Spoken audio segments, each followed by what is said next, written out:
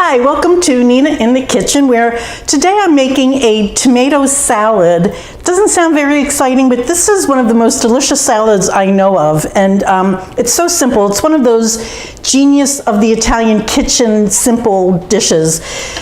Here are the ingredients. I just have one beefsteak tomato. This is for 2 people. This is about 10 ounces, which is 300 grams of tomato.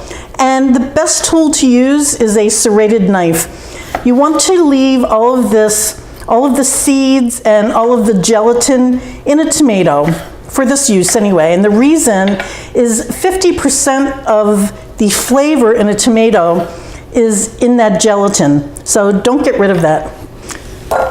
This goes into a bowl, along with, this is just 1 clove of garlic that I've sliced very thick. And that's so that people can just pick the garlic out if they don't want to eat it.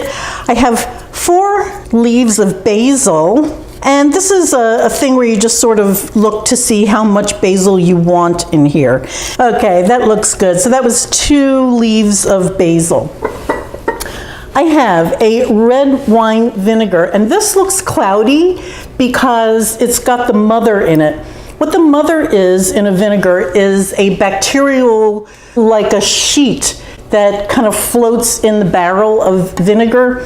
And it's a good thing to have in your vinegar. It just shows that it's a barrel-aged, better process. You shouldn't have to pay any more money for having a vinegar with the mother in it. And what I'm doing is I'm just making this the way my mom would make it. And she would just sort of do this, you just sort of anoint the tomatoes with the vinegar. This is an extra virgin olive oil, same thing. Just kind of go back and forth with that. And now, and I wanted to point this out, I'm putting kosher salt in here. You can use whatever salt you like. The reason for salting right now is that when you salt anything, you want to be judicious about when you add your salt. And the reason for that is salt draws water out of things.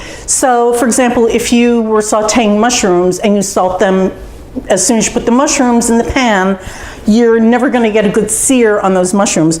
Whereas with these tomatoes, for this particular application, you want these to exude juices, and so I'm going to salt these now, toss this around, and then I'll just do a taste just to make sure that the vinegar is where I want it.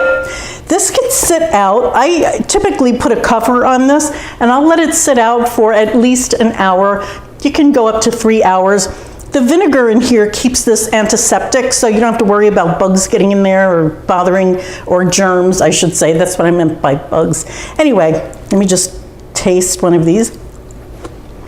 Oh, I hit it. That's good.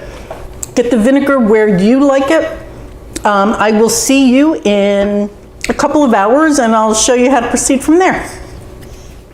So the bread is very important. Also, a couple of things about the bread. One is that I warm it up before serving it, just so that you don't need to make a bruschetta here, meaning you don't have to grill the bread. This is nice and fresh, and but I put it in the oven just to crisp up the crust and to make it nice and warm and lovely inside. Also, I cut it on the bias because cutting it straight through like this is actually harder to eat than if you have something that's slanted like this. So just easier for your guests, and that's about it. Thank you so much for watching. I'm Nina in the Kitchen on YouTube. Please subscribe. Bye guys.